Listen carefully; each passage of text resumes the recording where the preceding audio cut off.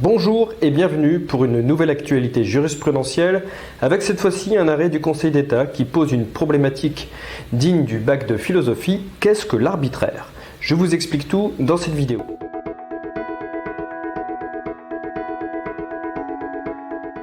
Par un arrêt du Conseil d'État du 3 mai 2022, la haute juridiction a eu l'occasion de se pencher sur un système de notation un peu particulier mis en place par l'acheteur public dans le cadre d'une concession. D'habitude, les candidats sont notés un peu comme à l'école avec un système de pondération qui peut prendre la forme de points. Par exemple, le candidat est noté de 0 à 5 pour tel critère, ce qui permet ensuite de classer les offres pour attribuer le contrat à celui qui sort vainqueur. Dans notre arrêt, l'acheteur a imaginé une notation basée sur un système de fléchage. Flèche verte orientée vers le haut, c'est le top du top. Flèche orange orientée en haut ou en bas, c'est moyen.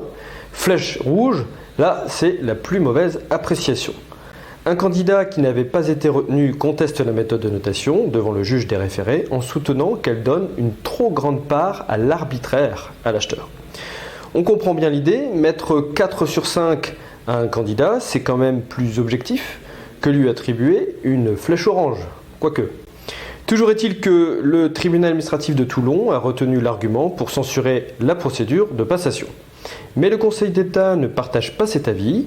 Il rappelle que le juge doit seulement rechercher, je cite, si la méthode d'évaluation retenue n'était pas par elle-même de nature à priver de leur portée les critères ou à neutraliser la hiérarchisation qu'avait retenue l'autorité concédante. C'est la formulation consacrée par la jurisprudence.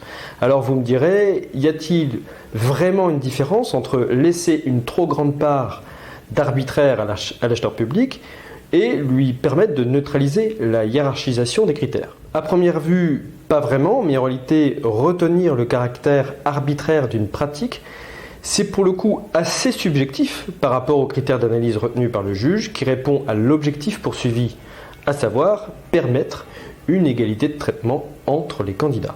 Voilà pour cette piqûre de rappel faite par le Conseil d'État. À bientôt pour une nouvelle analyse de jurisprudence et d'ici là, abonnez-vous à la page Delcad pour plus de contenu. Merci pour votre attention.